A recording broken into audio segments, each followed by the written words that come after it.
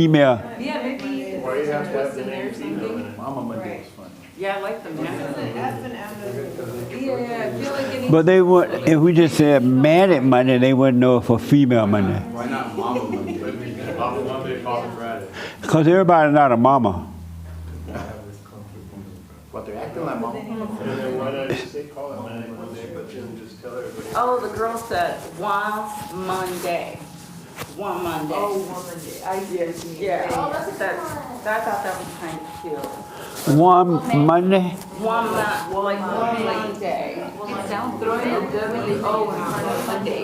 Right. Yeah. So what? It sounds Me either. Well, just like, Was she high when she said that? I don't know. It was a chat. I think it was a chat. I mean, I get it. I just think it's, I don't know. I don't even get it. It's One. a play Like, on it's a play words. on words like woman, man. Yeah. Date. So it's like the man, whole, hour, it's like woman, Monday's in the Monday. title, like one W-O and then Monday. Woman day. One, but I'm not sold on that, I'm just. Right, right. You know. Yeah, woman day. Why Monday? What? Why Monday? Why Monday? Yeah, For female Monday? yeah. Because all the other days were taken up. True. We got Country and Western Tuesday. We have Manhood Hour Wednesday. We have Bible Thumping Thursday, and then Open Life Friday. Why don't you switch Friday to Monday? Like, Then it wouldn't be Open Line Friday. Why don't you switch Wednesday, Monday? Wednesday, Monday? Yeah, manly Monday and woman Wednesday. oh, there you go. Yeah. Manly Monday and Woman Wednesday? Yeah, I like that, that's nice. Manhood Monday. Yeah, that's See? how. He's blind, but he can see.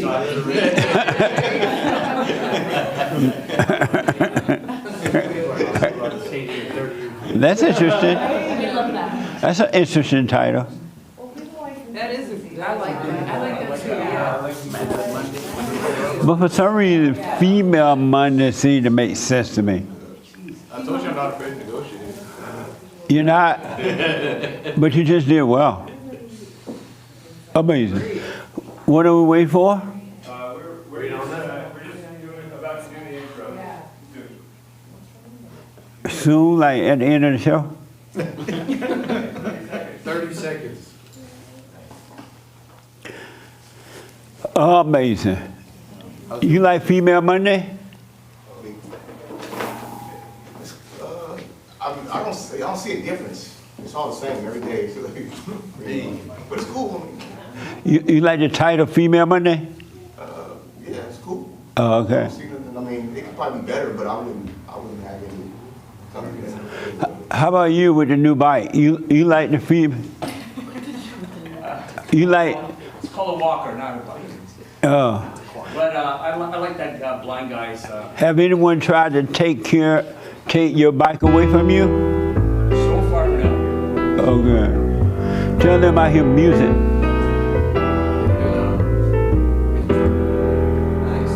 I like that. Also, I like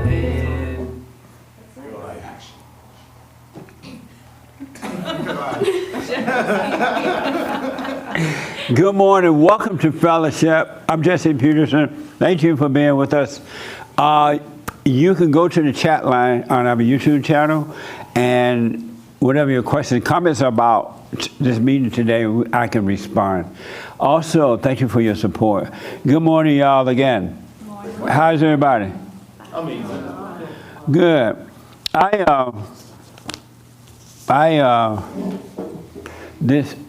want you to know, without a doubt, and I'm real serious about this, is that human being hearts are evil.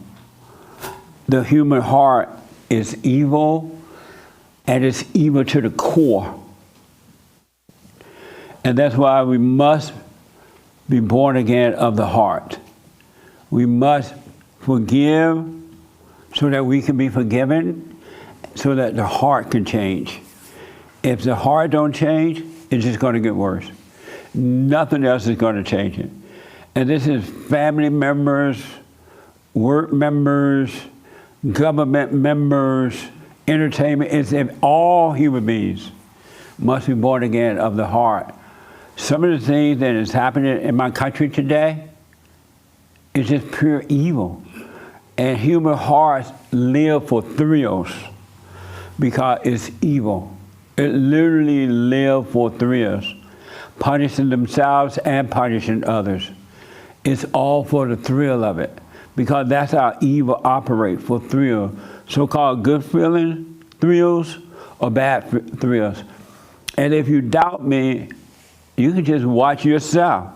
See how you feel about thrills and what you would do to get thrills. And then watch how others try to get thrills by hurting others, controlling others. The human heart is wicked to the core. And it doesn't matter what happens. We can get the whole physical things changed. You can be working, you can do, freedom of speech and all that. But if the heart is still wicked, it's never going to work. So, it's everywhere. It's just so everywhere.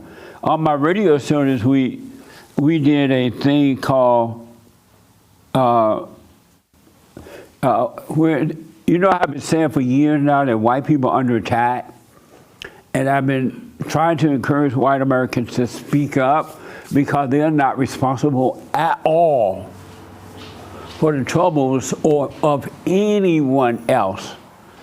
Every adult individual is responsible for him or herself. Nobody is. Nobody else is. I am not my brother's keeper. But they haven't done it. They had the knockout games. They had everything that's been happening over and over again, accused of this and accused of that and holding people down. That's evil. It's for thrills.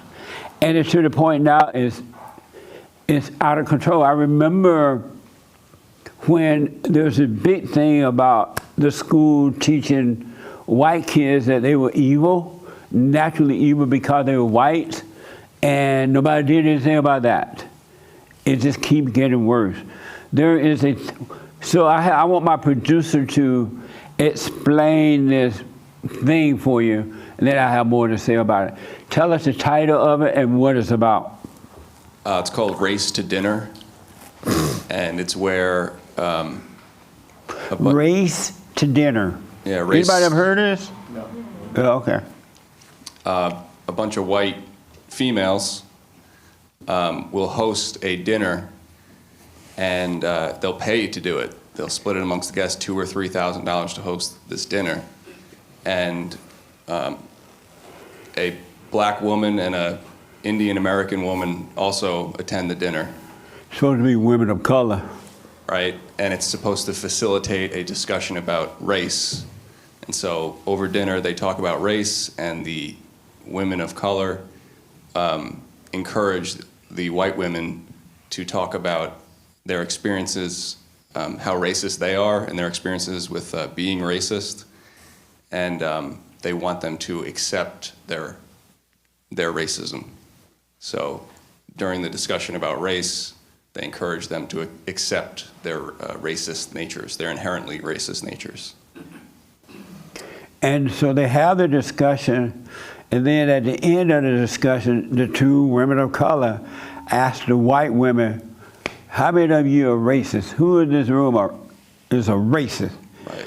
And you can see the fear in the white women. Yeah. And fear just dripping down their body. Yeah, they'll say, talk about times where you were racist. They'll say, would you rather switch places with me, or would you rather switch places with her? The black woman or the Indian woman. Just to start the conversation, just to get it going. And it's based off of this whole idea of like white fragility. They call it white fragility. Right. Which is, they say, how white people are afraid to admit that they're racist. So they get half of it right. They are afraid. Right. But they'll say, oh, they're afraid to talk about race because they'll have to admit that they're racist. So they got kind of the right half, 50% of the way there.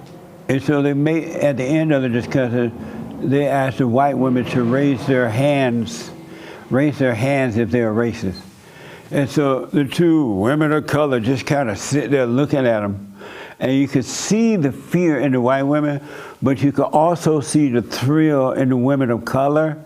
in that they know they make these women afraid. They know that they are scared, and they get a thrill from it. They feel so better, much better than these white women. And it's just pure evil in the women of color that's waiting for these women to admit it. It's just pure evil. And also you can see the thrill in the white women from being afraid. And so they finally just kind of hold up, raise their hand like this, and but out of pure fear, because that's not really how they really feel. It's not what they believe or think, but they admit to it anyway.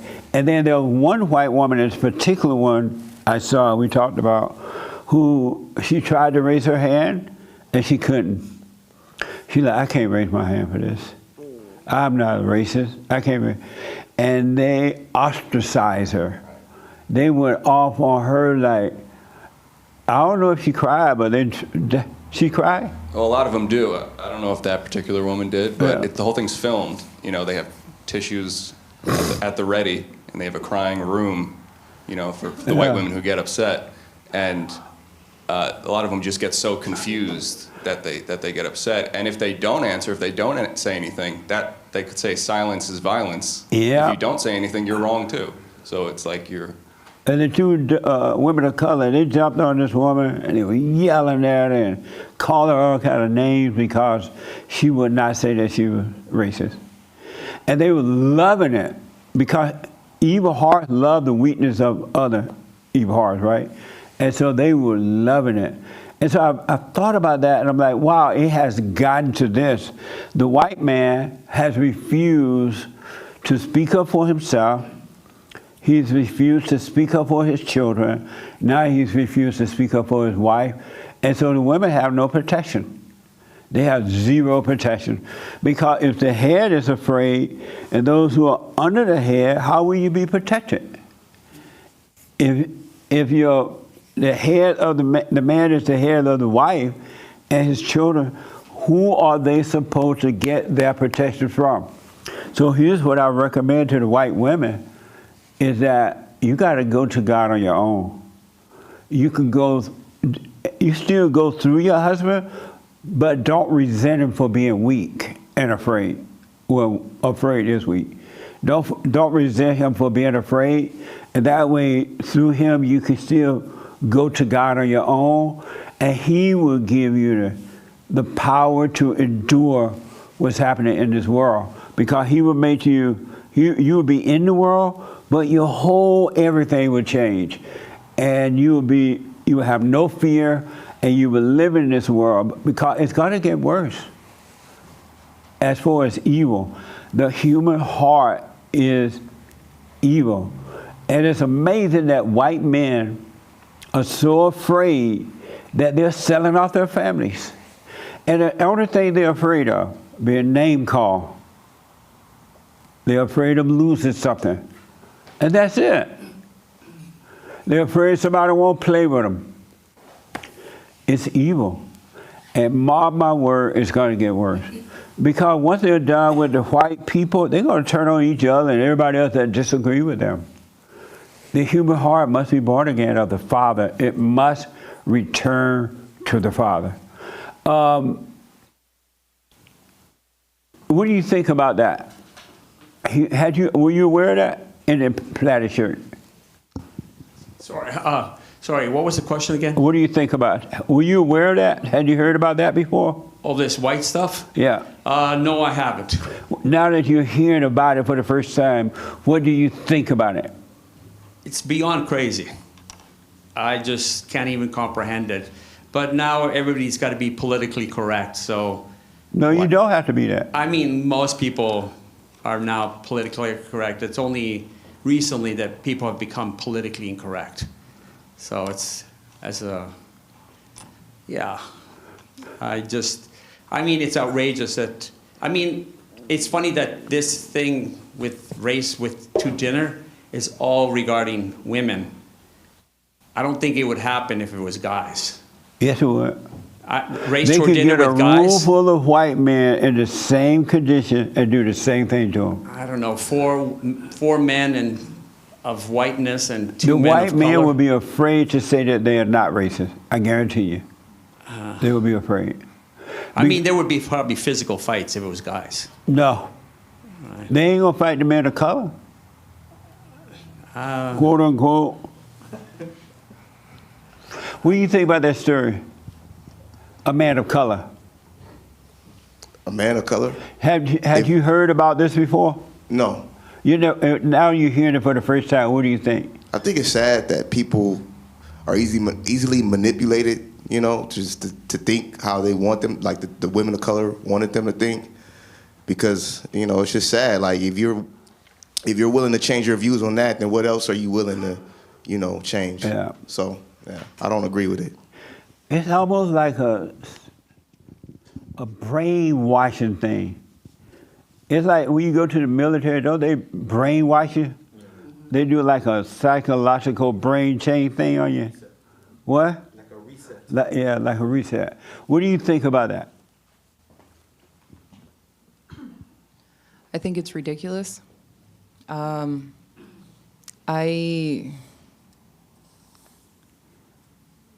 think it's ridiculous. I mean, there's a lot I want to say, but I don't think it's that. Yeah. There's a lot you want to say about this. Yeah, I want to know a little bit. I want to know a little bit more. I really do think it's ridiculous. I feel like white people right now are just. They're trying to get erased off the face of the earth, and it sucks. It really does suck because this country was based off white men. Yeah. So for these colored people, quote unquote, you know, to be like, oh, you're racist. Like, no, realistically, it's the other way around, but they don't want to see it. They want to project their own feelings and emotions onto these people. So it's ridiculous. It's crazy, huh? Yeah. Right here. It's the same thing that they have done to the blacks over the last 70 years. They have told the blacks over and over and over and over and over again that you're being discriminated against because you're black. You're being this because you're black. And it's not true, but it's like a brainwashing thing that they have heard over and over and over and over again. Everywhere they go, they hear that. And so like they totally believe it now. And they, not all, but most of them don't know how to change that belief. They don't know how not to believe it. Yes, sir. Well, no, it is crazy because I'm technically multiracial, but look completely white. So I don't know what it's like to be like treated like that, right? Like you're white when you're really not. But I remember in one of your clips when you were saying that we need to reproduce more white men and women, and I really see what you mean now because if we don't, they're literally getting what they want. They want the whites to be in the minority. But yeah, it's crazy. What's really, really bad about it, that it's evil. Yeah. That's what's bad about it. It's not love. That's what I really, really want y'all to know. This is not love. And this is it's just going to only get worse. This is the work of evil. And I think it also discredits the improvements we've made in this country over the last, decades. Yeah. Because it's not like, slavery's not around anymore. Those of us that are alive now, we had nothing to do with that. And they're acting like we do. Well, we didn't. And it's sad because we forget the progress we made. And like I said, it is pure evil because no one's focused on the positives. There are a lot of positives where we are today now versus where we were back in the 60s and 50s. It reminded me of what they say that the slave master was doing to the blacks. The two colored women were sitting there, aren't you a racist? You're a racist. You're this, right? They were like making them admit that they were racist. It was not like freely done at all. What do you think about that? Have you seen that or heard about it? I heard about it on your show. What do you think about it? I think it's indicative of the insanity that comes along with being blind. Yeah, 100%. Until white people in particular begin to push back on this, yeah, it's going to get worse. It's going to get worse regardless because the pushback is going to cause an effect. So it's interesting. It's interesting, and it's also, I've wondered about, I'm just so thankful that I'm here because I was once part of that group of insane people Yeah. walking around I was thinking too. that I'm correct. Yeah. So, yeah, it'll be interesting to see how it all plays out. What do you think about the fact that whites won't say no to it? All they have to do is just say no. Well, there's a lot of tension right now in the air, and I believe that everyone has a boiling point where, it's like that abused woman. At some point, the abuser ends up killed, and people wonder why, or a pet who's abused, at the zoo and retaliates on the trainer. I mean, everyone has a boiling point, and it's not lost on me that there's tension in the air. And that's what we need to try to stop before they get to the boiling point, because that's where your enemy want you, at the boiling point. And Right. once you get to that point and you overreact, they lock you down. They got you there. And so I'm encouraging the people to speak up before that, Right. before they get to it, because once they start speaking up and saying no, they're going to realize it wasn't what I thought. It wasn't as hard to speak up as I thought. I don't have to be afraid. I don't want them to get to the boiling point, because that's what your enemy want, Right. for you to get to the boiling point. Yeah, I agree. I hope it doesn't come to that, but it just feels like something is brewing. Yeah. What a mess. Yeah. Yeah, sure. And there's also a lot of white people who look at this and say, you should be more angry. They react to it without even getting to the boiling point. They say, we should be angry about this, and maybe that'll point us in the right direction. So there's even white people pointing white people in the wrong They wrong should direction. be angry about what's happening? Yeah, about what's happening in the country. Yeah, don't be angry. So many people saying that. Anger is your enemy, folks.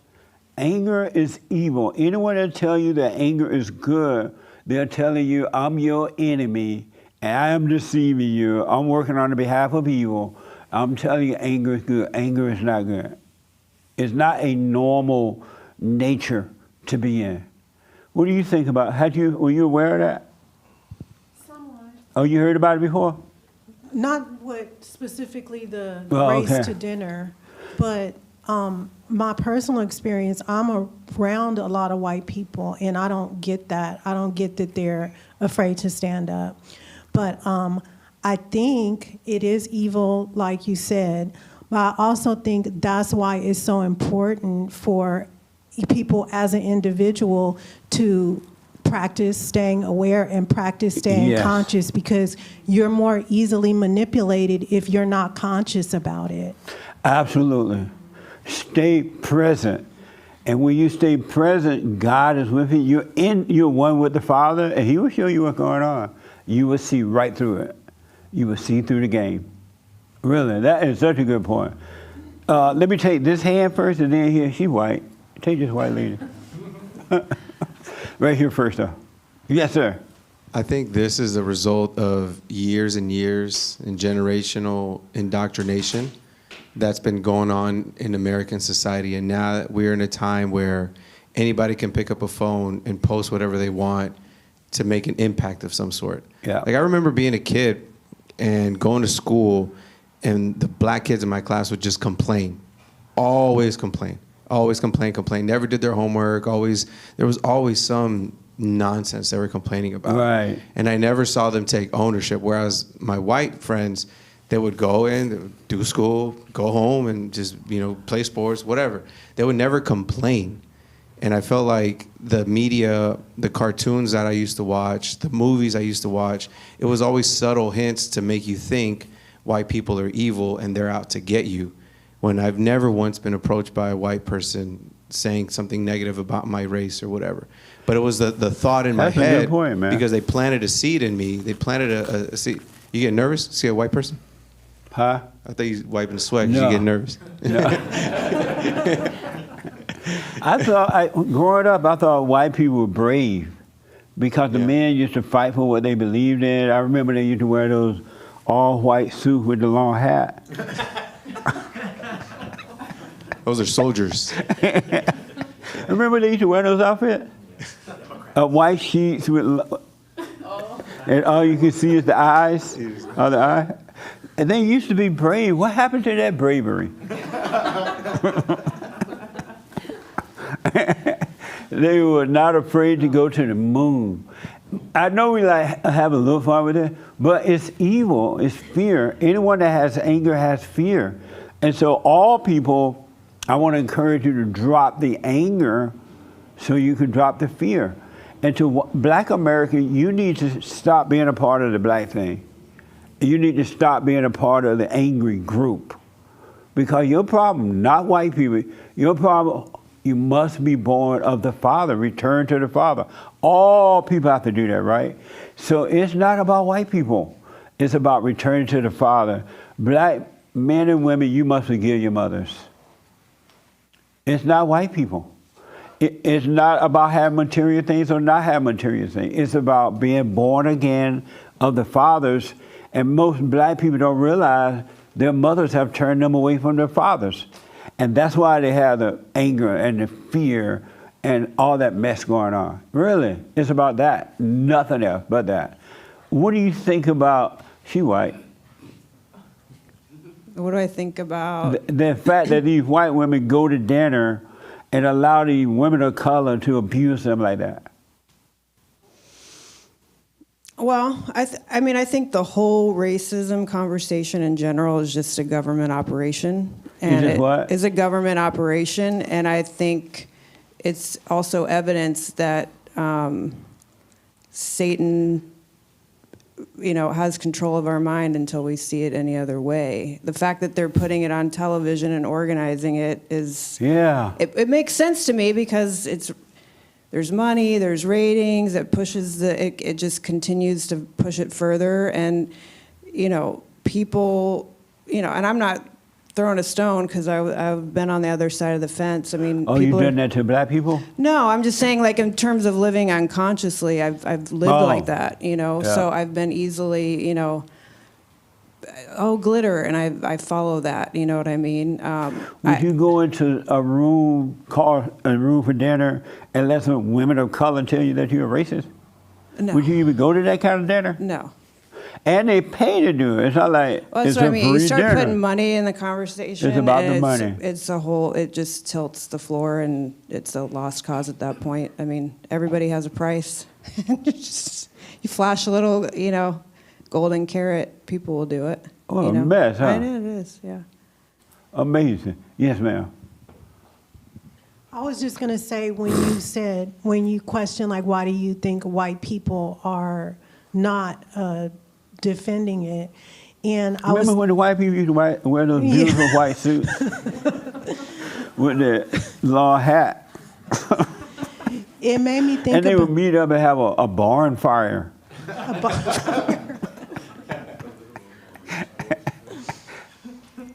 It made me think about the last Fall in State you did with Larry Elder and how he was talking about a lot of black people are in positions that they weren't in before. It's almost like being mayors and police chiefs of a lot of these different cities, and it's almost like the roles are reversed because white people back in the day used to be in these positions. So I'm thinking, maybe is that a part of it? Like, they see like we're losing our position, so we should just like stay quiet so that we don't continue. It's just a thought about That's it. definitely one of the reasons they won't speak up, because they will lose something. Mm-hmm. And so losing material things are more important to them than truth itself. Mm-hmm. It's more important to the whites, not all, but most of the whites, than God, than the truth. And they don't trust the truth. Yeah. There was a time when they trust the truth, but they don't trust the truth anymore. And I see them singing at their churches and doing things, reading the Bible, but they still don't trust the truth. Because if you trust the truth, you can't have fear. You cannot have fear if you trust the truth. But most people don't trust the truth. They have fear. And most of the time, their churches aren't teaching the truth. No, So, they're absolutely not. Amazing. Doug had a word on this. You had your hand? I just had a question. Okay, I'll come back to you. Yes, Doug. What do you think about all this? I think it is crazy, but I see it at work all the time. Oh, you do? Yeah. So we have these meetings. I've never been to one, but they have them, and they encourage management and leadership to go to them, but there's just nothing in me that can make me go to one. But I see it all the time. And what's interesting to me is that the people that are putting this on are white people. They're the ones that are way up here in leadership. They're advocating for it. And it's a little hypocritical in a way because they haven't given up their job. So it's just Maybe something that's I why see. they put them on, so they don't have to give up their job. Yeah, true. They know if they didn't go along with it, they may lose their jobs. But because of fear. The way they run it down, they should be giving up their job to somebody of color. The way it's presented, right? Because we got to get the white man out of there and give to the people who don't have. That's the way it's presented in a way. What a mess. Yeah. My point is, it's evil. It's pure evil. Our battle is a spiritual battle. It's not physical at all. Zero physical. It's spiritual. A battle between good and evil. Satan wants to hold on to your soul because all who are born of the woman, he already on you. The devil does, right? Because you take on that nature. But you have to overcome that, and you can. Men and women. But you got to work on you. You got to work on you. It's not going to work any other way. It's pure evil. He had a quick question right here. Yes, sir. And then I want to move on, but... Just relating to that, I didn't see that dinner, but I seen other clips of where they, like the Ibram X. Kendi guy, he'll make white people like, you got to admit that your ancestors did this to me. With all that going on, do you think in the next 5 to 10 years there might be a race war? And that's what we're trying to head off. We don't want to, it's not even necessary to have a race war. If each individual were to wake up, the war is over. You can lay your weapon down. You don't have to fight with the devil. You just think you have to fight with the devil, but you don't. So, and they want you to have a race war. They're begging for a race war. That's another reason that they're pushing all this mess, is that they're begging for a race war. So I want to encourage you, drop the anger. Start working on you. Anger is evil. There's no reason to have anger. Your greater power is love. Not emotional love, the love that comes from above. And in that love that comes from above, there are no feelings. There's no feelings in love, so you can't be hurt. You can't be made to feel good or feel bad in real love, all right? For all people, because this is not good that's happening in America today. I wanted to get to the biblical question for this week. What was the biblical question? Why are you afraid to negotiate? Yeah, and you say? Oh, well, that wasn't what I wanted to answer, but okay, I'll answer it. You don't want to answer that, you say? No. Originally, when I raised my hand. Oh, you had your hand? Yeah. What you want? I didn't see your hand. I'll answer the No, question. what you want? You want to respond to the other thing we're talking about? No, we need to move on, right? Yeah. Forget about the. Yeah. Okay. We need to move on, right? One good soul. I'm not Why afraid. are you afraid of negotiating? I'm not afraid to negotiate. Why not?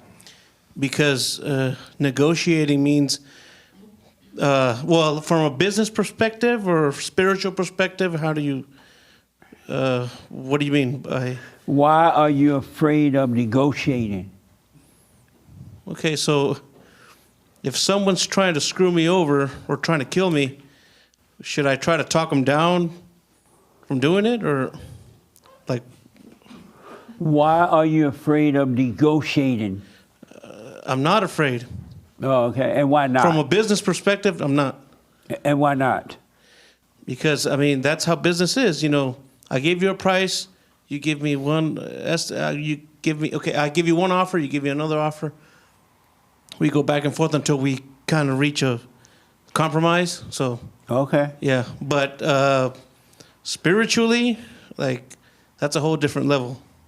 What do you mean? spiritual, like if so, like when I'm trying to court someone, we talk trying about to what? religion. Like if I'm trying to court someone, You trying to what?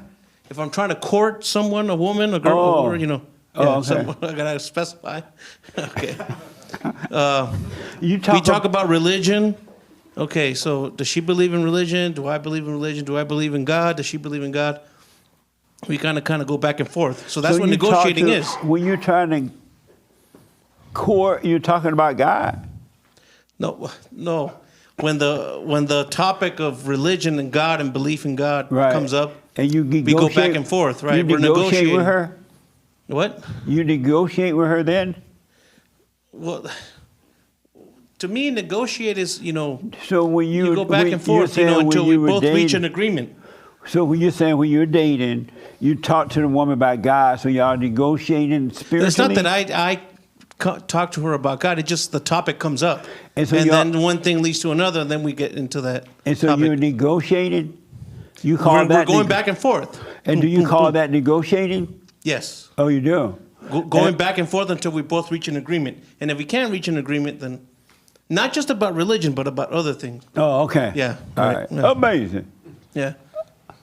Who else thought about the biblical question this week? Right here. Why, the young lady in the black purse, why are you afraid of negotiating? I'm not. You're not. Uh-uh. And why you're not? Well, I don't think I've ever had to. No, I've never had to Had to what? negotiate. So how do you know you're not afraid of it? That's why I say I'm not afraid, because I've never had to.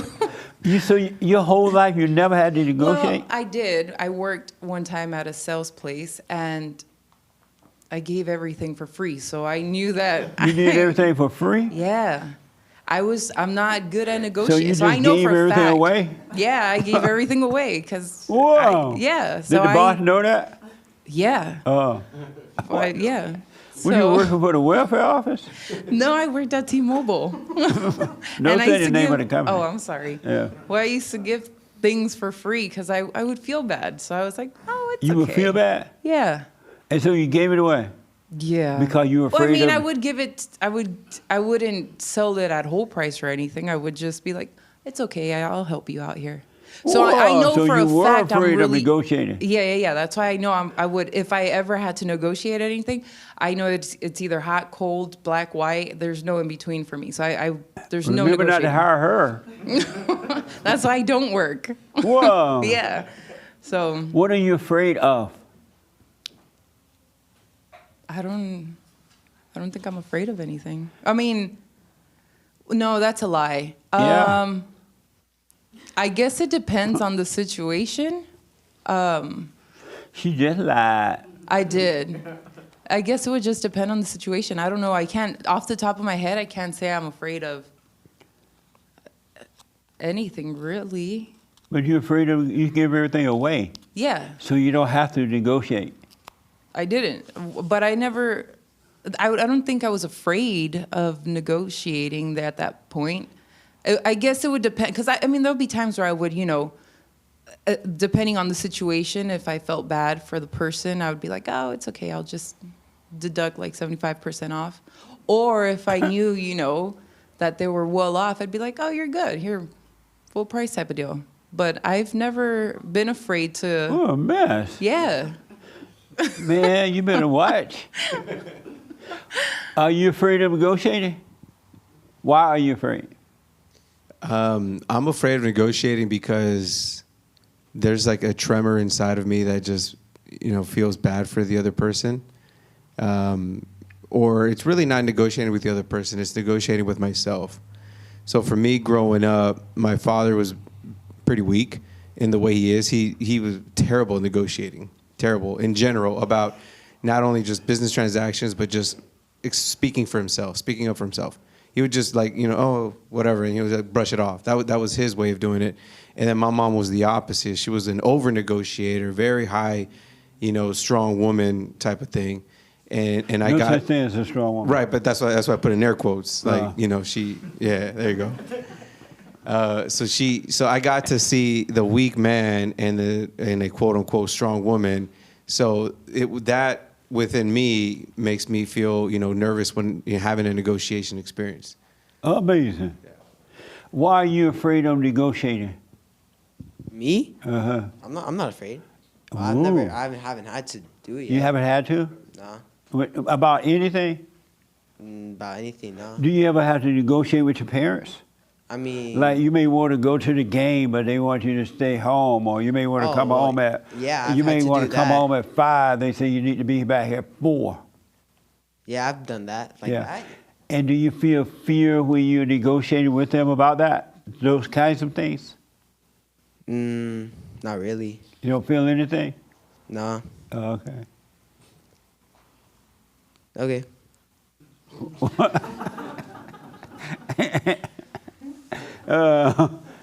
Anyone here afraid of negotiating? Right here.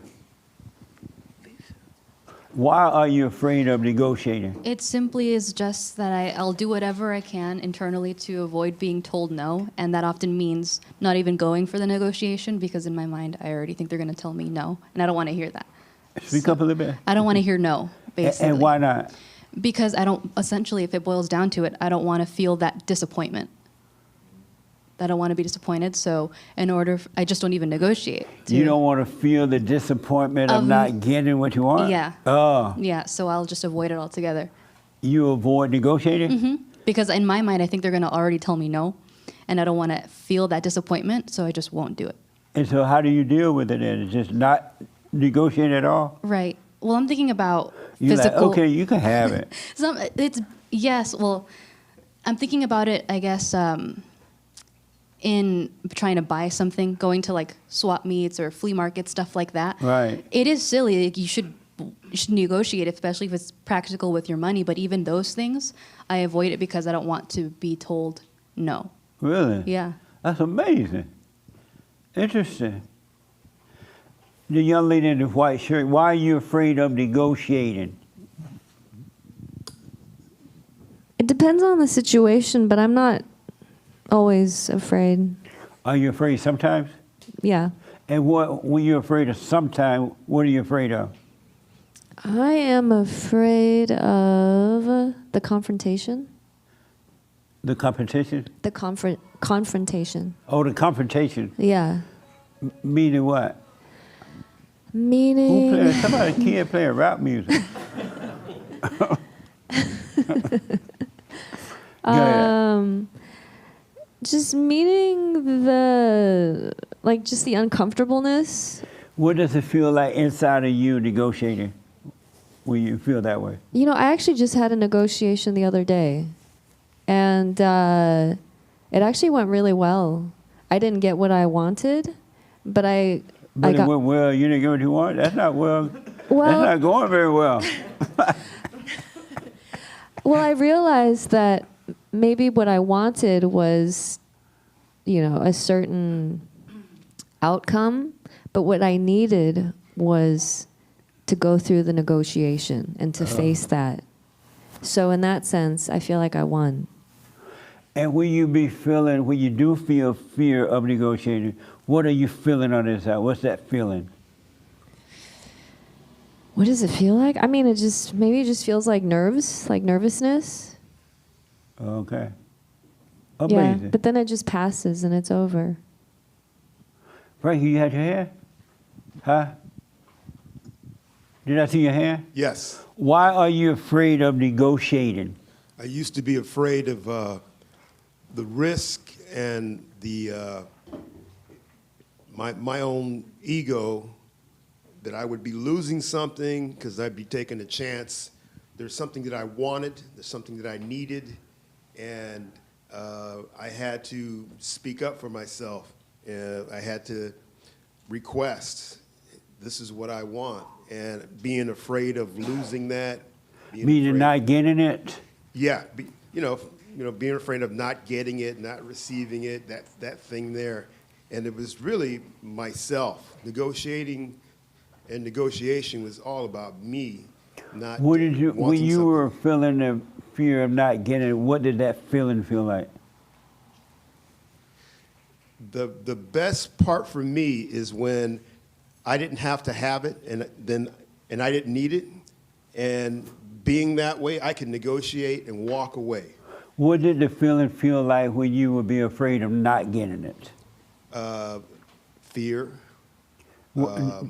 fear of loss, death. Fear of not getting it? Fear, the most, being afraid, having that fear in your heart. You're afraid that you're going to die. That fear. When All you're fear is the same. negotiating, you're afraid that you're going to die during the When I negotiation? used to negotiate, I would be afraid of losing, and not getting or receiving. I would be afraid of that. But did I you had to say overcome that. you felt you were afraid of dying? Yeah. So you thought you were going to fall out and die right there negotiating? In a way, yeah. What do you mean? I ain't never heard that one before. I mean, it's fear. Fear is fear. So you felt like, oh Lord, if I don't get this, I'm going to die? No, not I'm going to die. You just said you felt like you were going to Not I'm die. going to die, but I felt like I'm going to die. You ever felt like you're going to die? Oh, No. man, it's bad. I've never had to feel like I'm about to die. I felt that. I felt that. Thank God. So that kind of fear, and having fear grows. And you're afraid of this, then you're going to be afraid of that. You're afraid to negotiate for this, and then you're afraid to negotiate that because that's going to happen. Are you and it grows. aware when you're doing that you're afraid? I was at that time. Now I'm aware that that's the devil poisoning my mind, and I need to come out of that. I never heard somebody say I'm afraid about it. You said you had the same feeling, like you were going to pass out and die. What did that feel like for you? Many times. Many times what? If you never die, how you know what the feeling of death feel like? Like I'm there and I'm like, oh, I'm still here. So, and then that's when I realized, like, okay, I didn't die. And I have been trying to endure, and that's like my biggest thing. I'm like, wow, the world didn't end, and I'm still alive, and it's fine. So I think I negotiate too much with myself or with the not me. Why are you afraid of negotiating? Because I don't want to give anything. I just want to take. Oh, that makes so much sense. That's deep. Amazing. Why are you afraid, Joel? Nick, you want to go ahead, Nick first. Why am I afraid of negotiating? I'm just thinking about this question. Sometimes I am, and sometimes I'm not. When I'm thinking about it, okay, I didn't try and get too intellectual about it. Like, okay, well, negotiating, well, when I'm doing business or when I'm doing. So I'm just thinking, well, negotiating, talking with people, fending for myself, and what fear comes up in those situations. Well, to explain it simply, it's the thoughts. We know that one. But what it looks like for me, what it feels like and what it looks like in those moments is, it's like I'm ingratiating myself, and I want that person. I want to hook up that person, and I forget about myself, or I'm afraid of fending for myself in a certain situation. That's what it really looks like. Oh. And or like fear is to umbrella term it all. It's like uncertainty. Like I'm afraid of uncertainty, like in a business context. Right. If I'm not knowledgeable about something, I get the uncertainty makes me feel like I'm out of my breadth of knowledge here. I'm getting screwed over or something here. No. But yeah, anyways, I mean, the uncertainty really comes from, like I'm not even like it'd be fine to go into a negotiation and then just realize you're uncertain. It's like, okay, actually, I don't know what I'm talking about. Let me just stop. There's no reason to be. Uncertainty is not a good reason for fear of what we're talking about. Anyways. How about you, Joe? You black. I don't know. I haven't been in too many negotiation situations, but I don't know if I saw to do it in the moment, I've definitely just done it. But if there was any fear in that moment, it was just of the confrontation of it or the idea of possibly losing the opportunity in general if I push too much on the negotiating thing. Right. So I guess it would be just the fear of losing something, but typically I don't think that I care too much about it not to say anything. Oh, okay. Yeah. Amazing. But there was somebody who had an answer on Instagram. Oh, okay. I don't even know how to pronounce the name, but he says you're afraid of negotiating because you're afraid of the person and how they'll react. How the other person will react. Very interesting. Yeah. Nice. That's it. Yes, Frank. So negotiating, being afraid of negotiating is something I had to go through, in my life, and I had to deal with that. And I found out that it was negotiating had nothing to do with the other person. It was me. Being in sales, you constantly deal with what do they want? What do you want? What do you want? What do they want? And I had to overcome that. I had to die to that thing of wanting that and needing that. And once I was able to die from that, then negotiating was easy. I had nothing to lose. What? Die from what? The fear of giving something up, living in that fear, living in the fear of I want this. A simple case is, being a teenager with a girl that I liked. Go sit next to him. I didn't know you negotiate with women. Well, I want to go on a date. For a date. But the negotiating was. Date. Listen. Do you? It's myself. You supposed to just say no. We going to McDonald's and that's it. I wish I had you there when I was 16, but it was me being afraid to say, "Hey, how are you?" It was me. It was inside of me. It wasn't them. It was me. The fear inside of me. Not getting a date. Yeah, the fear inside of me of her saying no. The fear, it was in me. Negotiating, I would be having a conversation with myself, negotiating in my mind. That kind of negotiating is the same kind of negotiation in a business when you want something that they have. Okay. And amazing. So, the fear. Yes, Doug. Why are you afraid? When you first said this question, I was thinking about it. Obviously, there are those times where, you're afraid of how you look or not getting what you want. I've went through those also.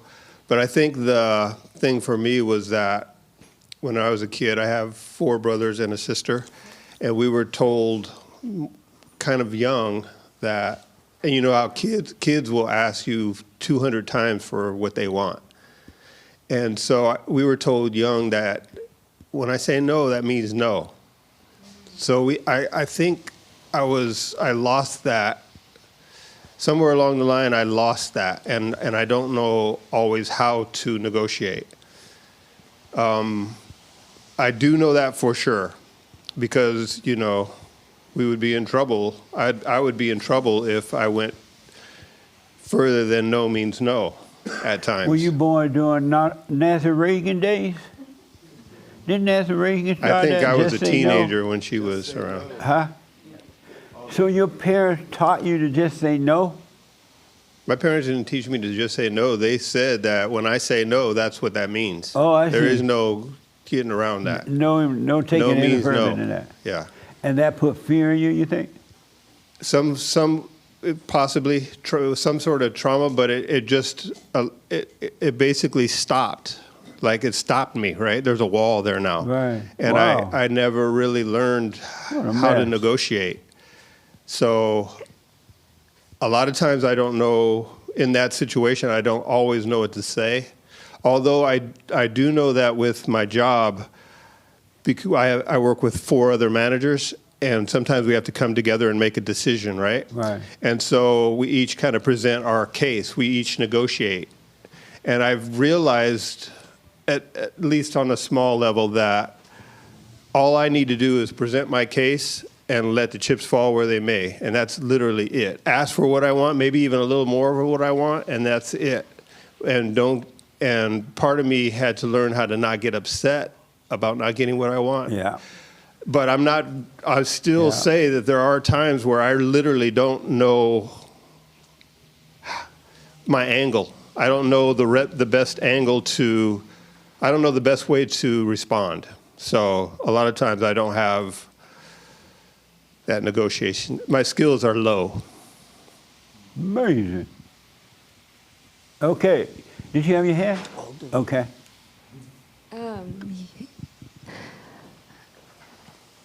Learning how to handle a no is so incredibly powerful, and I think the other person will remember that as well. You know, if How to handle no? yeah, like if You say it's powerful? I do think it's powerful. In what way is it powerful?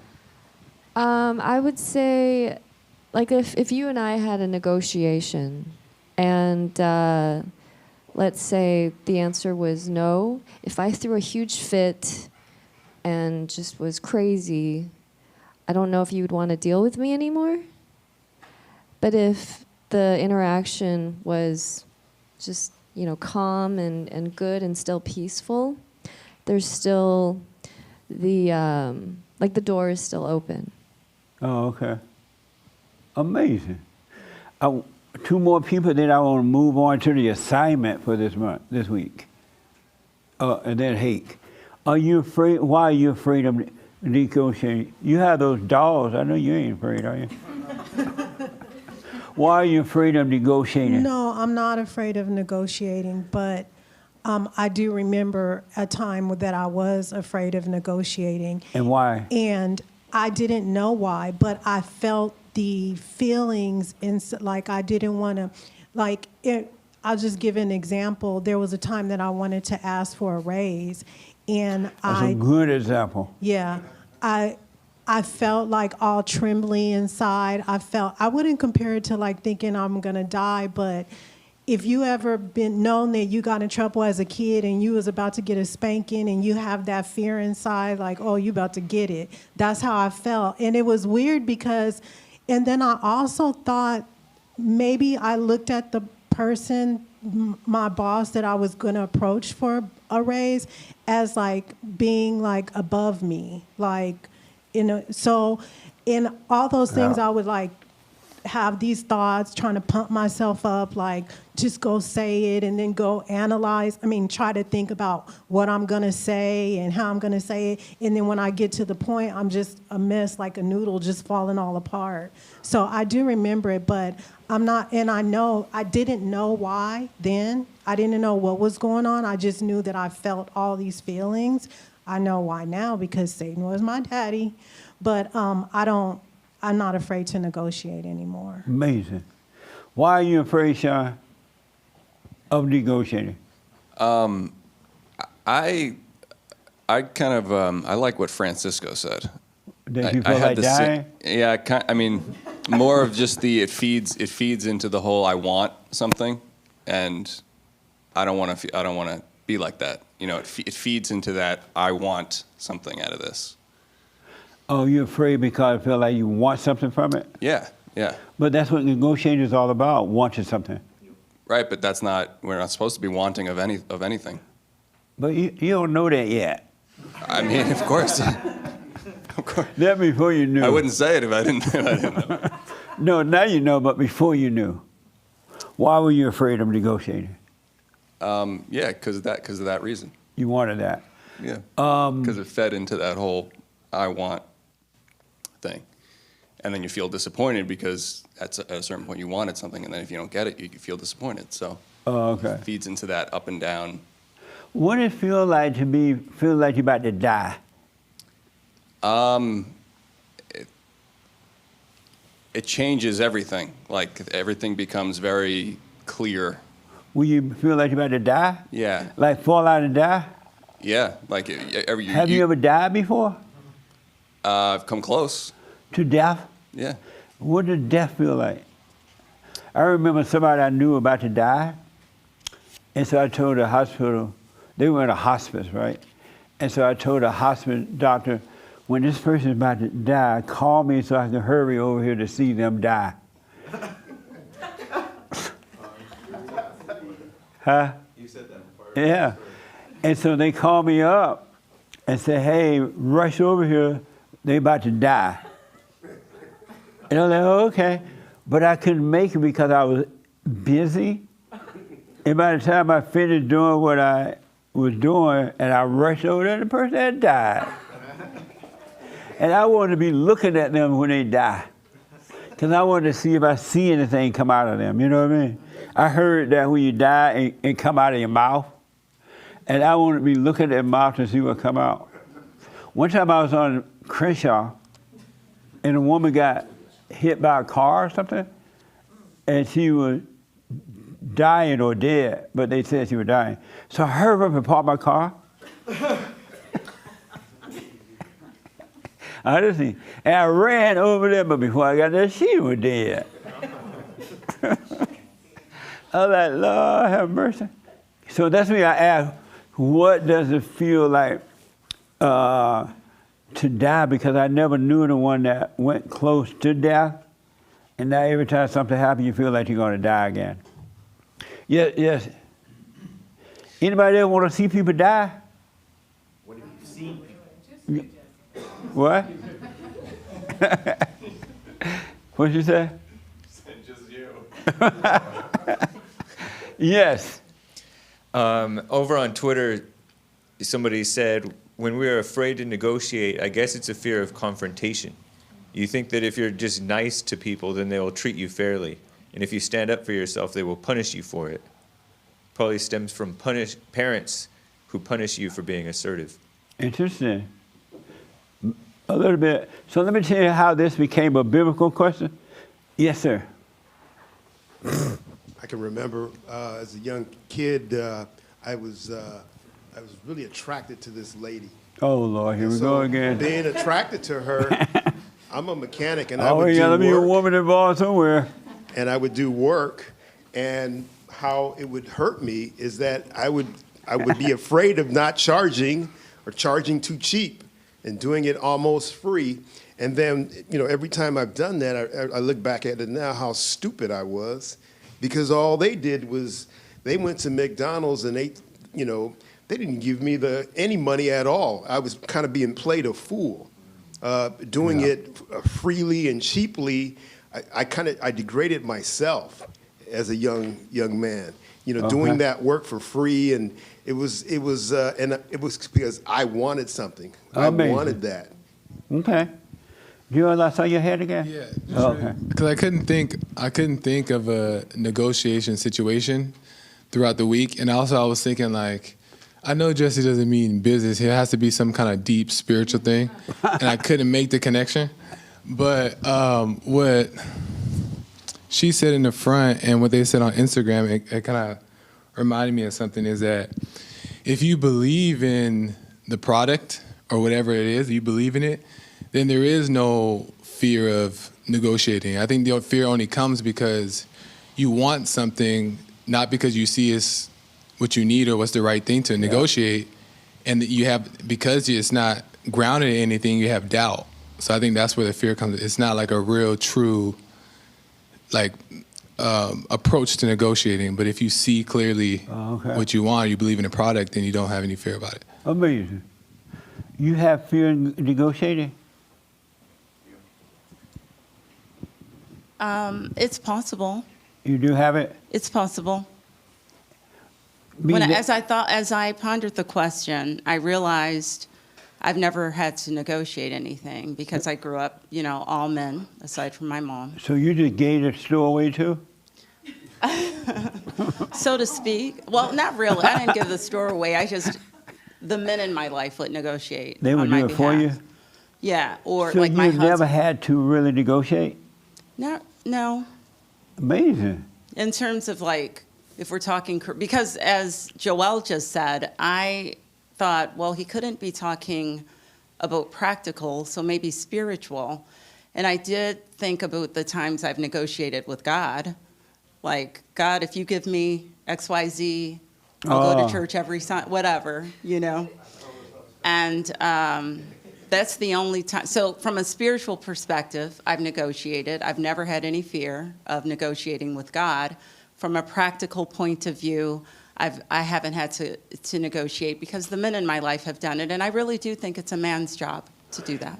And so did God give you what you want when you negotiated with him? Well, it's probably the devil. Right. So God didn't give you what you wanted. Now that I'm awake, I realize But before it's you were possible. awake, did he give you what you wanted? Well, that's what I'm saying. I did get some of those things. From God? Well, I'm not sure whether it was God yeah. or the devil. No, they're from the devil. Yeah, based on what you've said, I'm Yeah. beginning to believe that. Amazing. What made, what a mess. Slap him. What made this a biblical question is that I was in a major negotiation last week. And while I was talking to this person, they sound so confident and just so right on it, right?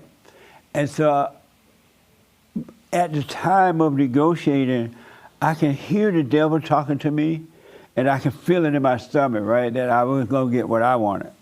Because this person was so on it, it was like they were so assured that they were going to get what they want because they knew it was their product. And so I'm like sitting there watching this thing, and I watch how the devil, this is the beauty of being able to watch, just see what's going on in you. And I watched how he was telling me, you're not going to get this, you're not going to get it the way you want it, you're not going to this, and he was making me feel things about it, like I'm going to lose it. And I just noticed that. And so this person said what they had to say, and I said to them, so I made my suggestion of what I wanted, and they still wanted to do it their way. I said, okay, I don't want it. I let it go, right? And they said, I knew I got everything I wanted. They said, okay, I can redo this. We can do it this way. And I'm like, wow, suppose I had not been conscious of the devil telling me to feel a certain way about it and making me think that I wanted it so bad that I could not let it go. I would have ended up in a bad deal. And I would have ended up unhappy because I wouldn't have gotten what I wanted, right? But it was the devil talking to me and making me think about how bad it is to lose it and not get it. Or he tried to make you want it so bad that you will accept whatever deal they're making. But watch that. It's the devil talking to you. And he's making you feel like you got to have it. You got to have it, even if you have to give into it and be uncomfortable having it. But Sean made the point early, this year we were working on wanting for nothing. Wanting for nothing, and if you don't want for anything, you will never lose anything. But if you want for something, you're going to lose. So just work on that, but especially work on how the devil, the thoughts are dealing with you in every given situation. Every given situation. And the light is in you now. You've gone and forgiven. You're doing the silent prayer. So let the light work on you. I couldn't even believe. I'm like, wow, I got everything I wanted in that. I'm like, wow. Now I'm happy that I'm doing it because I can do it and it'll work and all that. But watch, be willing to let it go. If your husband or your wife want to walk out, bye. You want me to help you pack? And while they're packing, you want the kids? Take the kids. Want for nothing. Then the devil can't work your mind like that. But watch those thoughts. Why how the devil operate with everything? It'll work. God is on our side. Most people don't trust God because they never let go and see what happens. They won't see what happened. Have a wait and see what happened. This was one time, I'm going to see what happened.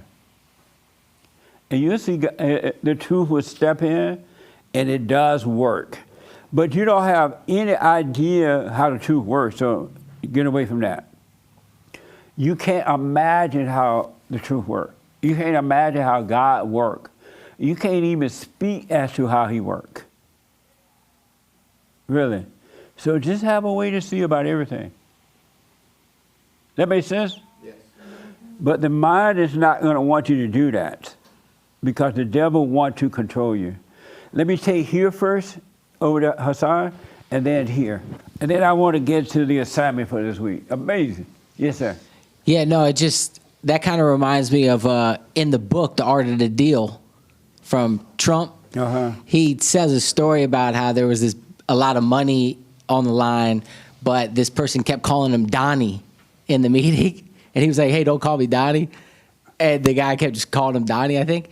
And he had this like gut reaction where he was paying attention to like, he was like, there was something that just felt wrong in my gut. Like, and then ended up like that deal was like bad or something like that. But so yeah, it's interesting how paying attention to what, you know, the spirit of things is like, there's an art in the paying attention to the deal.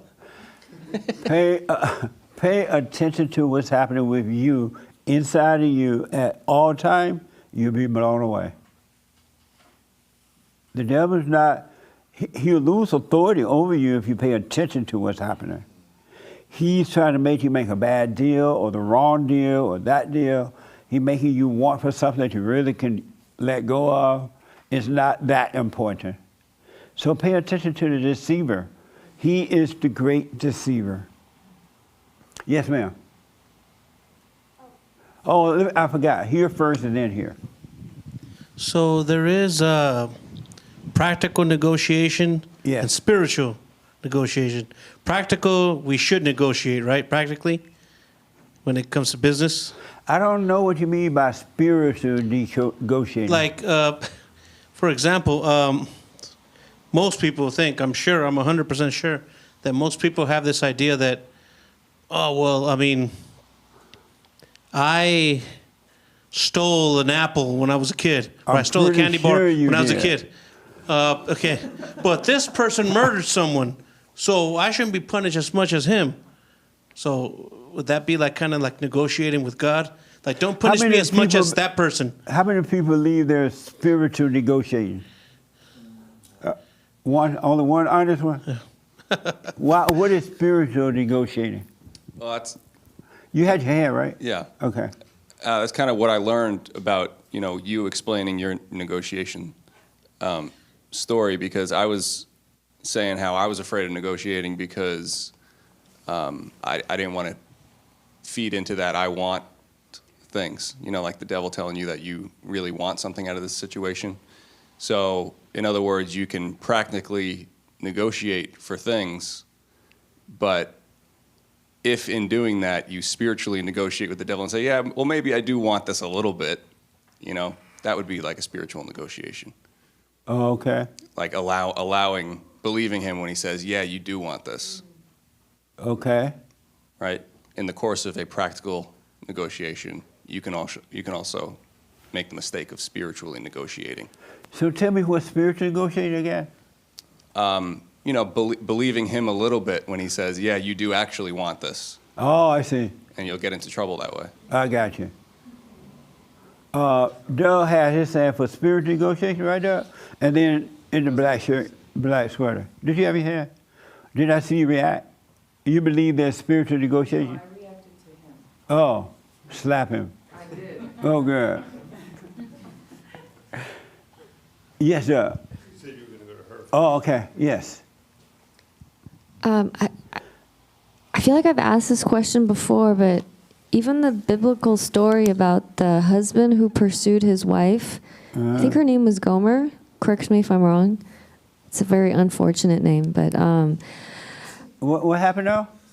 His wife was a prostitute, and she ran off with some guy, and then he Whose wife? I can't remember his name. Hosea. Oh, Hosea's wife was a slut. Oh, nice. And he pursues her. I think that is, that big biblical story always. I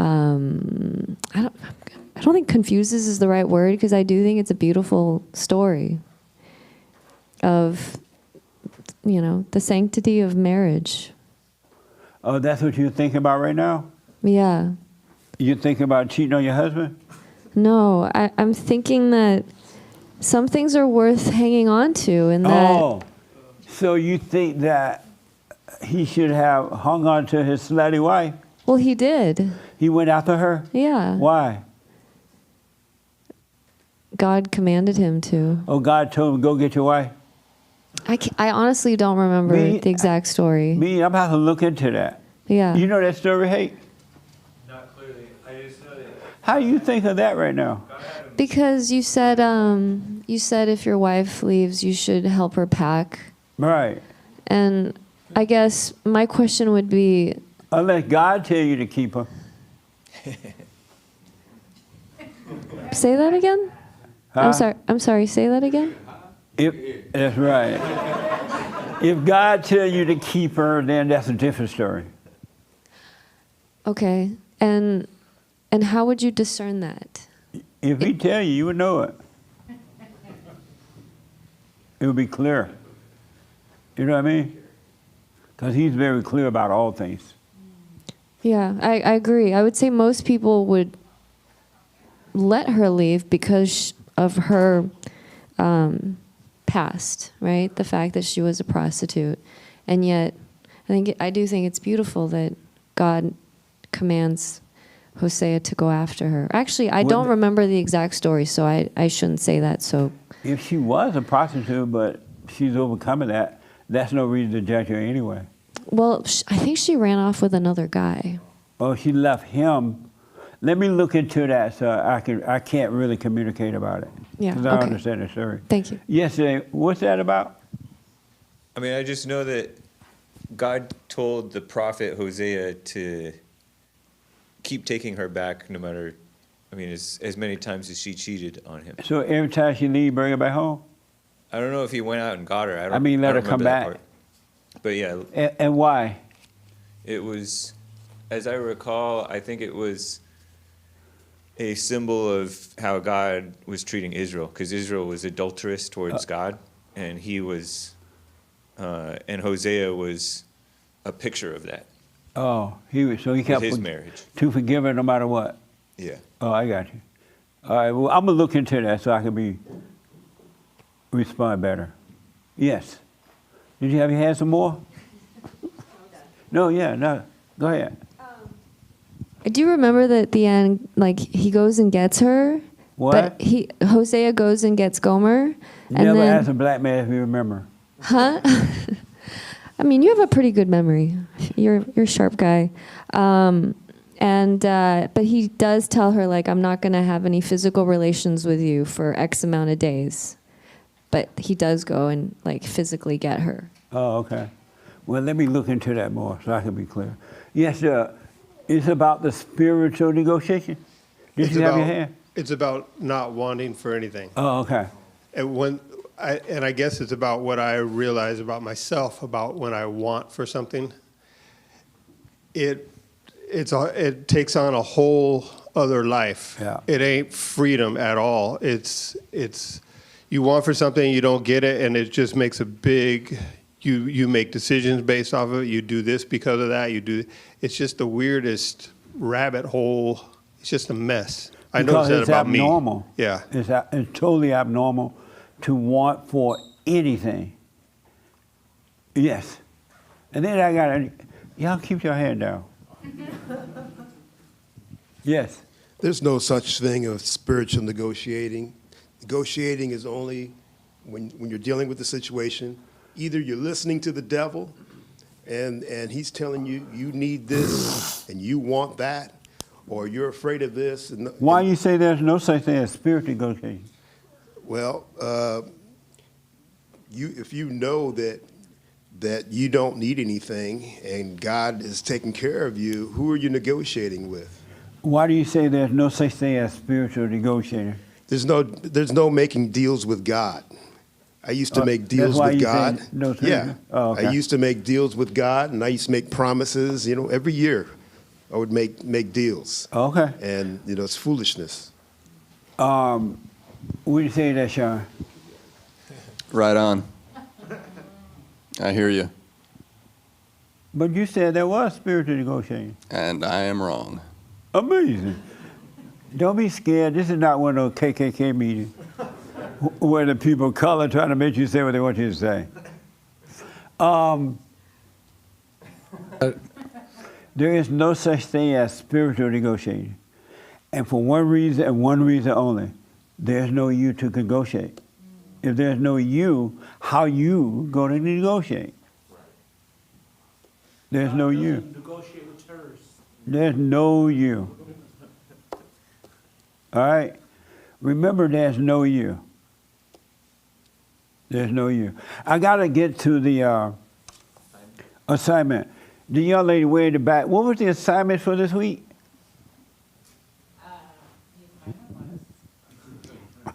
She got on the phone. Because I have notes. We had an amazing Thursday night meeting.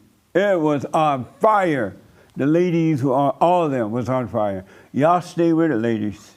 Really, I don't care what happened. Stay with it. Yes. So the assignment was to notice the mind repeats itself and it's all about you. So what now? Notice that the mind repeats itself and that it's all about you. And did you notice that? I feel like I had a hard time noticing that.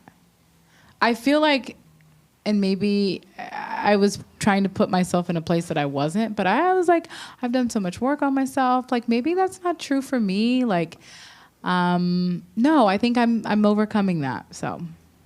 So you didn't notice the mind, the thoughts repeating themselves?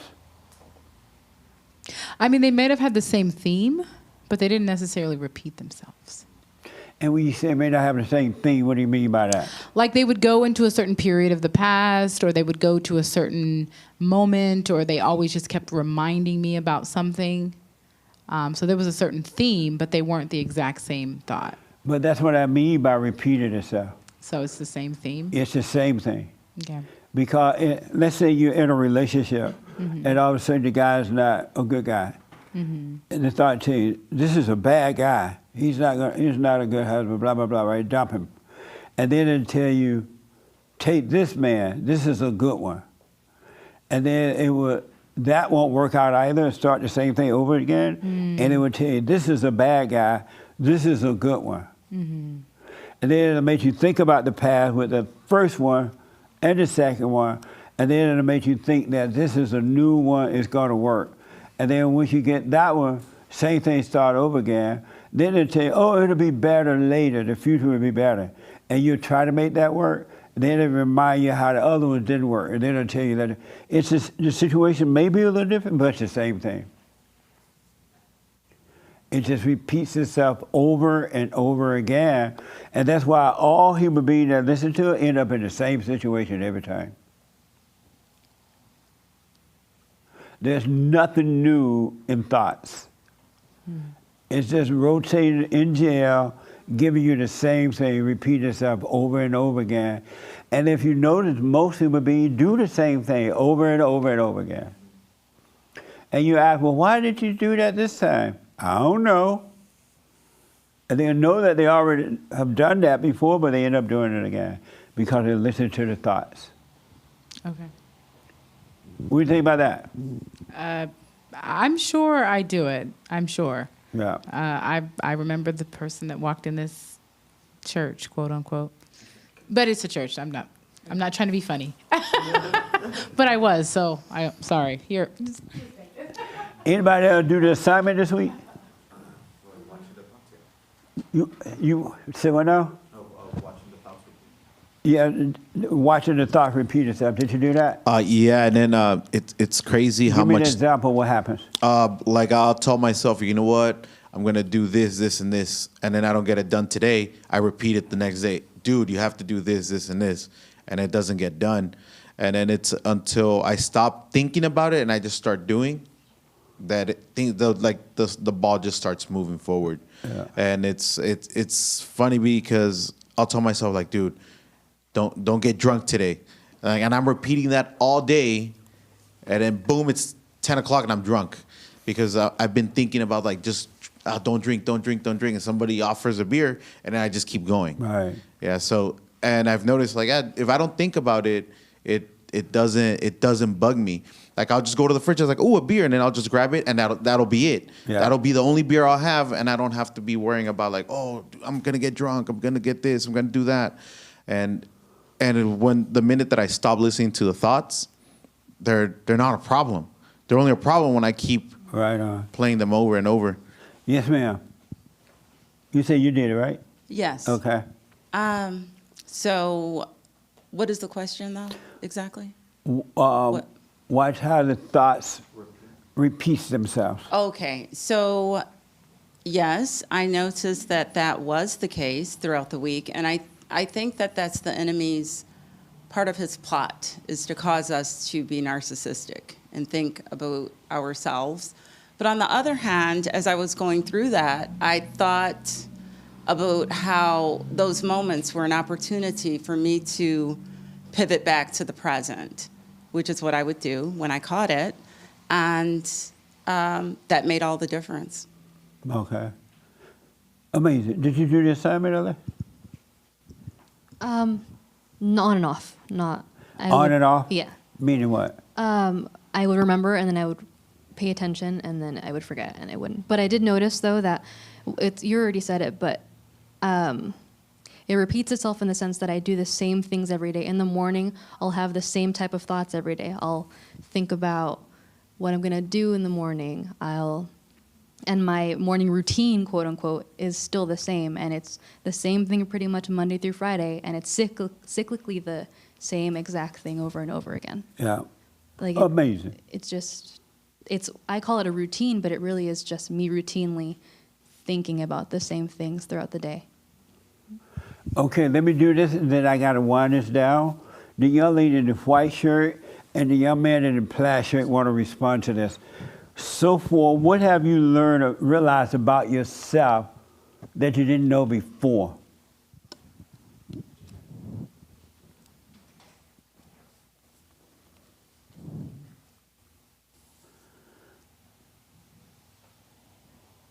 I'm not a very good person.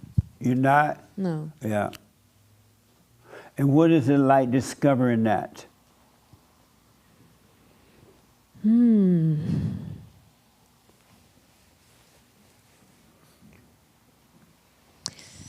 It's humbling, and it's a bit of a relief.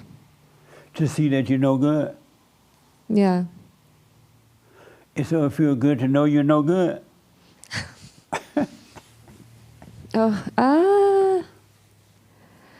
I don't know if it feels good. It just, if anything, no, I don't like that feeling. I don't like that feeling. You don't like the feeling of knowing that you're no good? Yeah. Why not?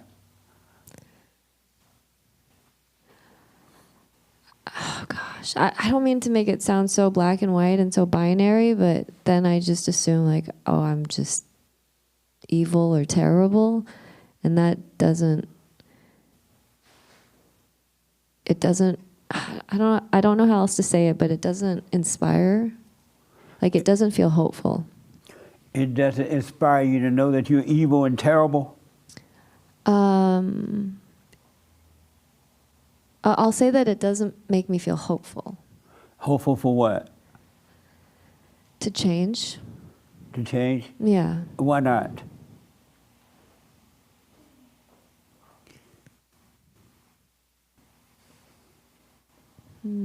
That's a good question.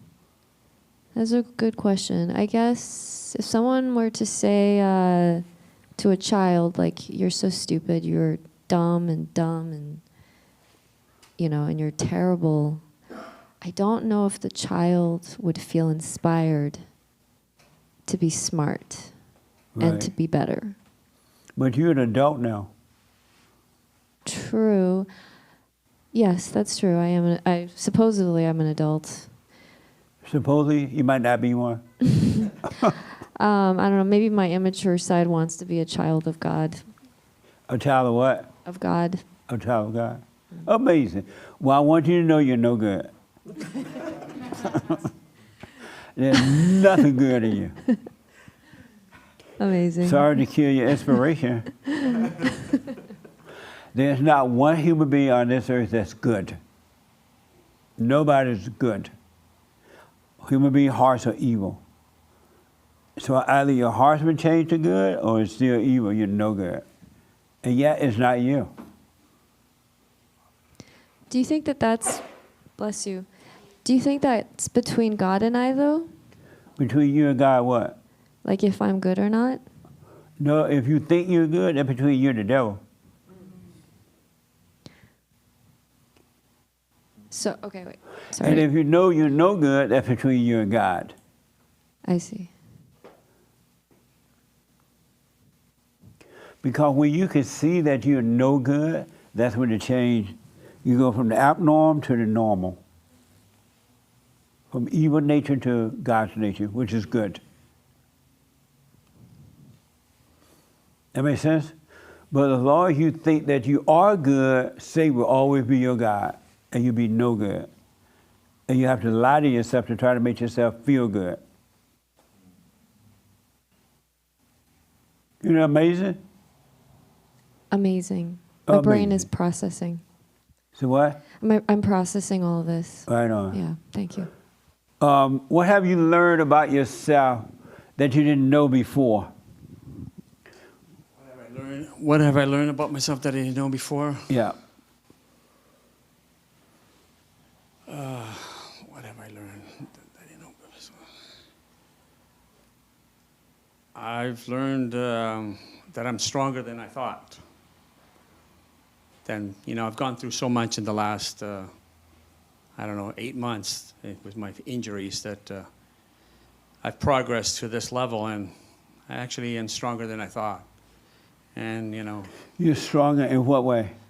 just like, I hit rock bottom, definitely.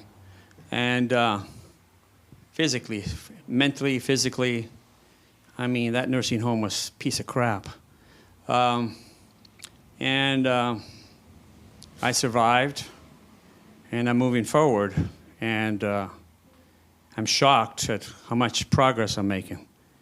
Right, really shocked. And even the nursing home people were shocked at how much improvement I made. There's like 68 patients there, and they're all there to be vegetables. I'm just like, no, that's not for me. I'm going to improve. Just like all you guys can be. There's a few that improved. I would say 10% improved. But 90% of the nursing home people were like, nah, I'll just accept my lot in life. So in other words, you have not learned anything about yourself? I learned a lot about myself. Like what? That I'm stronger than I thought. In what way? When I was in the nursing home, I was like, I was there for 6.5 months, and I felt weak a lot of times. I felt like, crying out to God, etc., praying. Did you cry out to God? I didn't really cry out to God. I was like despondent, depressed. All the bad D words, disturbed, and I made it through, and it's like, So because of time, you haven't learned anything about yourself. I'm learning. I've learned that that I am weak in certain areas, and that I gotta move forward. What area are you weak in? If you're able to say, what area? Areas I'm weak in.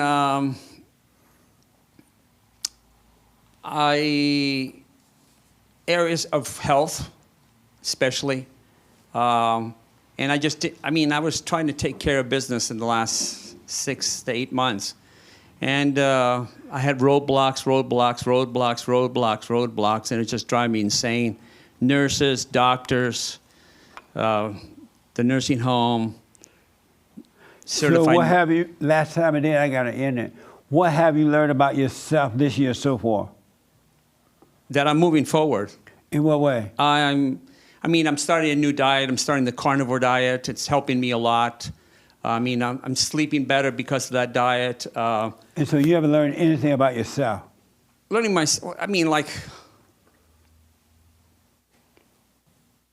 learned that I have these weaknesses, and then I'm trying to improve on. What's your weakness?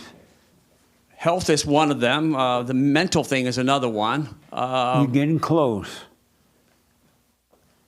Getting close. I'm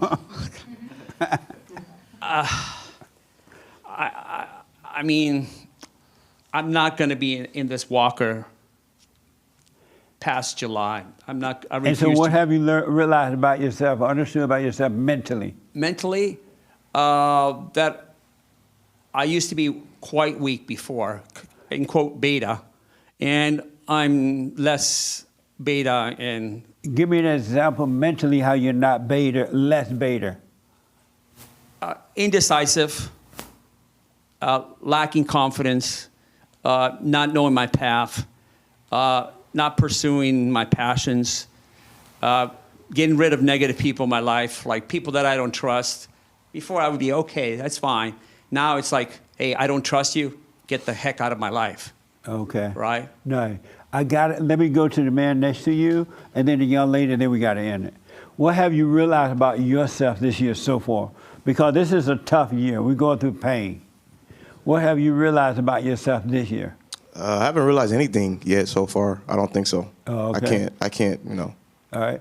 How about the young lady? What have you realized about yourself so far this year? I think the thing that I have learned about myself is the thing that took the longest and was the hardest for me to accept is that it wasn't me. Yeah. And it keeps coming back. Like, even when he answered the question about what goes over in your mind, and I had just answered it, and I really didn't connect to any of it, and then he gave his example, and I couldn't believe that I had forgotten what had happened with me this week. Yeah. And I think when it happened, I kind of just started to be that person that stopped doing the silent prayer. I just didn't have enough time and all these things, but something pivotal happened to me. I work a lot and I don't have a lot of time. And so when I get home, before I even get home, I start telling myself that when I get home, I'm gonna be so tired. Yeah. And I end up being absolutely exhausted. And this week I asked myself, why did I say that? I don't even know if I'm gonna be tired. I'm not even there yet. How do I know what I'm gonna be when I get home and I'm not even home yet? That's and it's right. almost like I just start playing this role. As soon as I turn the doorknob, I'm like, oh, I'm so tired. So I just decided to say to myself, let me just wait and see when I get home, am I really tired? Absolutely. And I had time to go in the kitchen and wash some dishes and, just all kinds of things that I would have never done because something told me that when you get in this house, you're going to be tired. And I just started to realize, again, it's only opening up just a little bit for me, but one, it's not me. And second of all, I need to stop prefacing everything. Just wait and see. I'm not even at my house yet. And I'm like, I'm going to be so tired. And what's interesting is that I was able to work all the shifts that I worked, didn't feel tired at all, got enough rest that I needed when I needed it. I didn't have to reserve some sleep and it was just different. It was a different experience. And I can't believe I forgot it though. That was the interesting part, is that when you stop looking, because it's like the question was the mind and it's repeating yourself, but then it almost implies like you shouldn't be looking at yourself, but you should. Yes. Okay. You should always watch and look at the not you. You're not your thoughts, you're not your body, you're not your emotion. And you should keep your eyes on that at all times. At all times, no matter negotiating or whatever you're doing, keep your eyes on what the not you is saying and making you feel. And I'm telling you, it gets weaker and weaker. Eventually, you won't have to look out for that because it'll be gone. But don't you decide, you have a clear mind, right? But don't you decide when that's over. Don't you say, oh, I don't have to do that anymore. That still be Satan lying to you. But always, in all situation, keep your eyes on the not you, on the thoughts and the feelings, always. And don't call them you, don't get mad, don't call them good or bad, just watch. The overcoming is in the watching of the not you. That's how you overcome. Watching the not you, all right?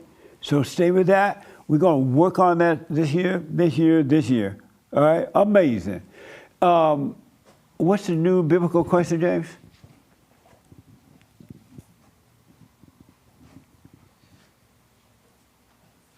What ties you to your parents? The brand new biblical question is, what ties you to your parents? You know how people can't get away from their parents, especially mama? What ties you to your parents? Amazing. What ties you to your parents? I think an idea. A good idea, you say? Just an idea. An idea? Yeah, I just like the idea that because your parents are your parents, or because my mom is XYZ, or my dad is whatever. I think there's just ideas around the tethering to your parents. Amazing. That is an amazing question. We're going to deal with it. Think about it. I mean, watch it. Think about it this week. We'll deal with it next Sunday. But you got to work on yourself, folks. And here's what I'm telling you. As you wake up and you start really seeing and understand what's going on in you, and you're overcoming it, you're going to see how evil the world is. Meaning people, human beings are evil. Don't let anyone tell you that human beings are good. No such thing. Now, there are human beings who are men and women who are working on themselves. They're overcoming evil when they're truly working on it. But human beings are evil. And it's like a mind game is being played. It's like it is a brainwashing, like, because once you believe into a lie, it's hard to not believe that anymore unless you want to overcome it as an individual. You want to overcome that lie. But it's a brainwashing, and it's going to get worse. And there's no love. Nobody loves you, and you don't love nobody. Just know that. Pay attention to that. It's always about self. You're trying to get some kind of thrill from it, good thrill or bad thrill, or money or something, some type of recognition, some type of something. It's never, ever about the other person. Never. So watch that so you can overcome it, right? And then you'll be protected in this world. You don't have to wait until you die. The kingdom of heaven is at hand. You can live from within right now. You can really be free right now if you wanted to. It's up to you. But you got to work on yourself. Go and forgive your mother, forgive your father, and don't judge yourself, and just watch. It'll be amazing. All right? Thank you all for tuning in. I appreciate it. Don't forget to do the silent prayer and watch, because it's going to get worse out there before. I want to say before it gets better. I don't even know if it's going to ever get better, but you could be better in this mess. You don't have to be affected by it. I was on a show this last week. I went out of town, and we'll tell you about the show. It's going to air Wednesday, I think. I don't know when they want me to announce it, but they showed me a video of some guy. They're like, Jesse, the world is really messed up, right? It's just getting worse in the world, right? And they showed me some guy, I guess he was a transgender, I don't know, but he had like a bra thing on, and so he was on YouTube, and he took the bra thing off, and he was like fat, so it looked like he had breasts. And I said to them, that's not the world. That's that individual. That's not my world, that's not your world, that is his world. That's him, and it's not you. And I say that now so you stop identifying with the world. The world is not getting where human beings are, because they're evil. All who have not been born again of the Father, who have not returned to the Father, are evil. It's just the way it is. They could be smiling at you and have an agenda in their mind, a personal evil agenda. So watch that, all right? And thank you for your super chat. We'll do super chats tomorrow, and no meetings this week. Check out the merch and everything. Bye. Thank y'all. Amazing. So we're going to do the offering. Was this helpful a little bit? Very much. In what way was it helpful for you? Just, looking at, well, in many ways,